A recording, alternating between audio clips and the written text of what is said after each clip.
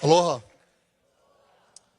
Uh, every February, April, October, these months, every year, throughout the year, we celebrate our birthday babies.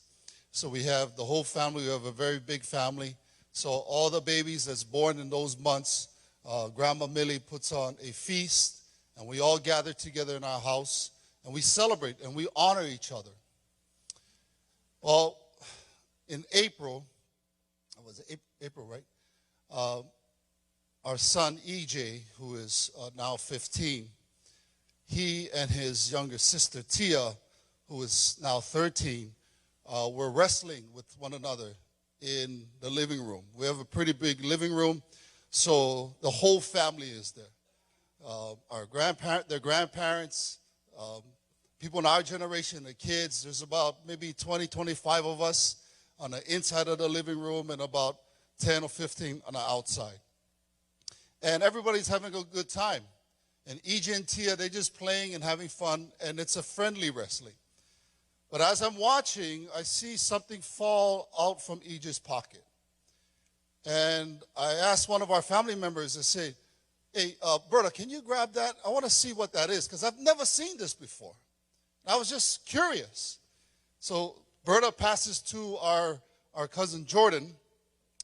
Jordan looks at it and goes, oh. And Jordan, who lived a hard life with drugs and crime and did time and things like that, when I saw the concern on his face, I got concerned.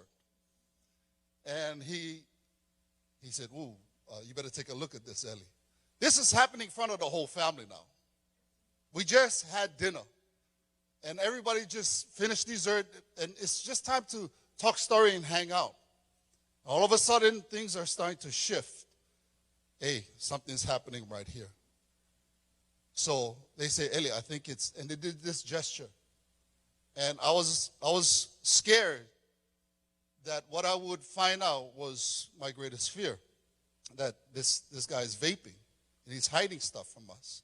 So I smell it right off the bat. I knew it was something that was wrong.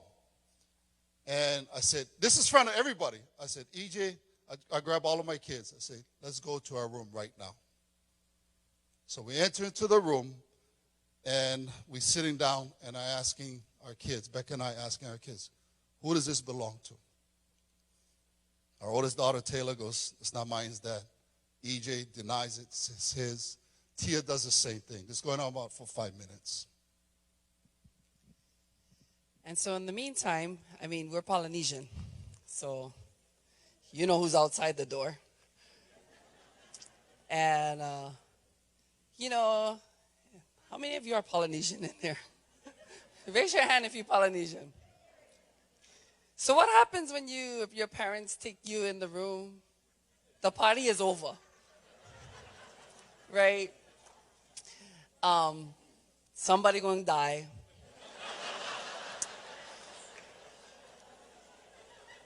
And, you know, honestly, we didn't know what was going to happen in this conversation with our children. And through the process of elimination, finally our son opens up and he said, it's mine. So one by one, the oldest one went out. The youngest one went out. So everybody know we only have 3 children. So everybody knew who it belonged to. And so in the meantime, while we're in there, I'm going, I thought we was through this stuff already, Lord. How come we got to go back into this kind of stuff again? And I'm looking at him and I go, you lead.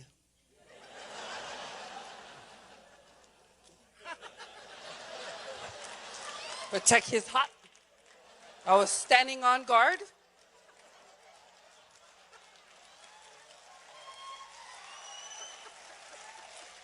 I heard you. Because my heart was wrong. I wanted to lick somebody. In my flesh. But I was no longer of the flesh. And so, as much as I was like, let me go back old school. He really, really let me go back old school. I just kept hearing this voice say, you're not there anymore. Why you want to always go back? I have redeemed, restored, reclaimed, forgiven you. Why you keep wanting to go back when something wrong happened? So in the midst of all of this, I'm just asking the Lord, Lord, you're going to have to help me. Because I don't know what to say right now. I don't know what to do. We don't even, honestly, we thought it was an iPod.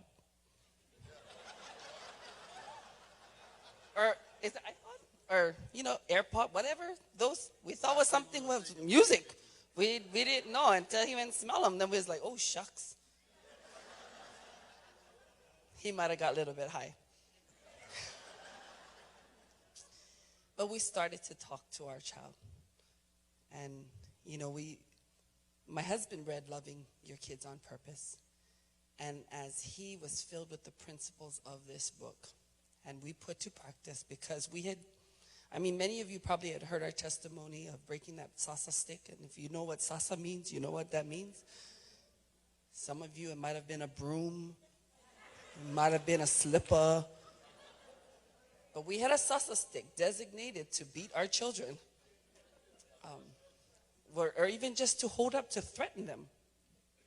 But when God broke that off of my husband, he broke it off of our family. He broke it off of our children. And when we used to discipline, and actually I should say we should punish our kids, it was done to intimidate, to break, to really break their character and control them. But we weren't those people anymore. God had done something. He circumcised our heart and given us his heart. And so we started to talk to this boy. And we asked him, why did you feel like you had to go this route? And this kid is busy. He's a very busy kid. He's a very driven kid. He's like his mom. Just that part. The other part was from his father. I'm kidding. See, all my sins are coming out. Okay. But we started to talk to him, and he started to share just how stressed out he was.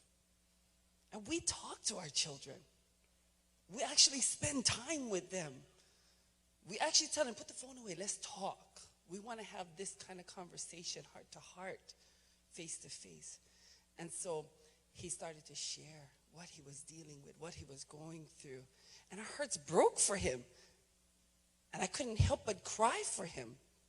And then we came to the place where, well, we still got to go back outside. Nobody left. They wanted to see it through. I don't think they wanted to see what was going to happen to EJ. They wanted to probably see how the pastor and the wife was going to handle it.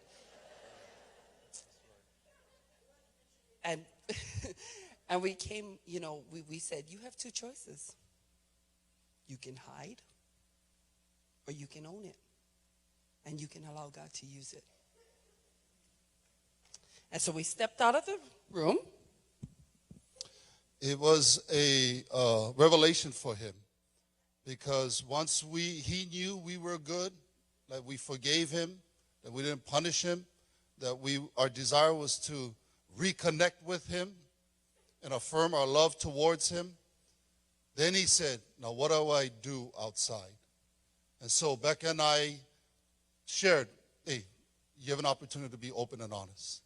So without a second of delay, he stepped out the door, and I grabbed everyone's attention, and everybody turned towards him with tremendous brokenness, tears.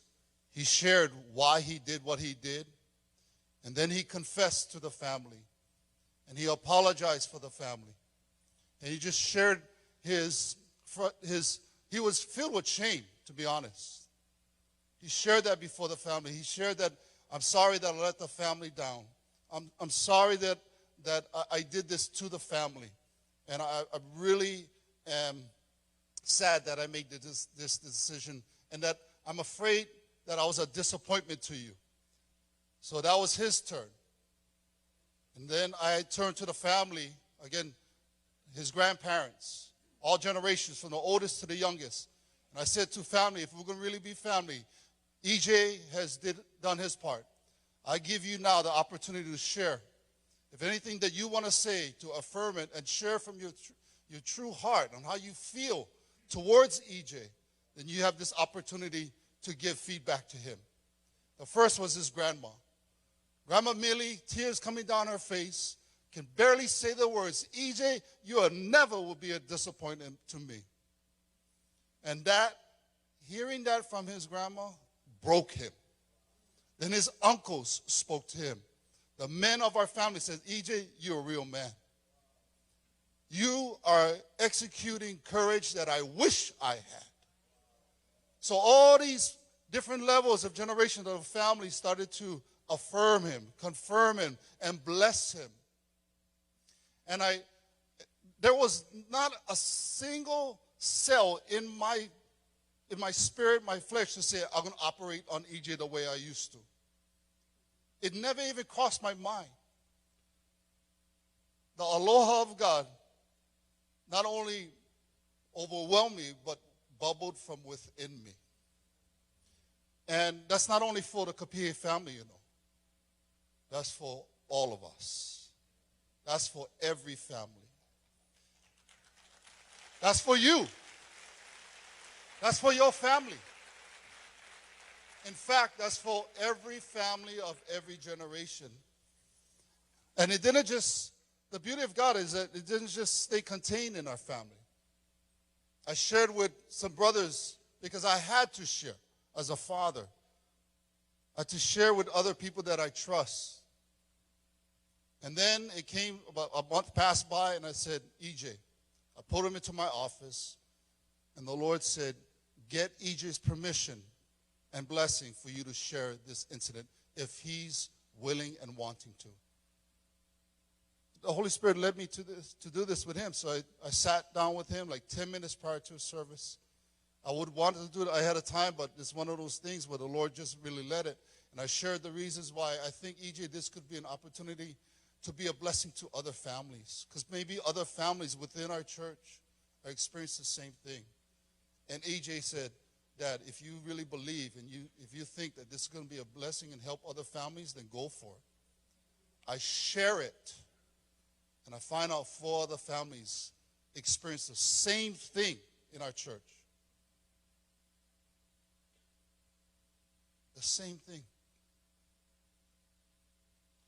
And so I think about all the other families in Hawaii and beyond. How are they responding when they find out their kids are doing things, are committing sin and breaking up their own lives and the life and the relationship of their family? This is what this whole conference is all about. It's about sharing that if we bring in God's aloha into our home, aloha can abide in our home, can actually govern our home, our family. And then God will use your family to be a blessing to all families in Hawaii and beyond. The Lord bless you.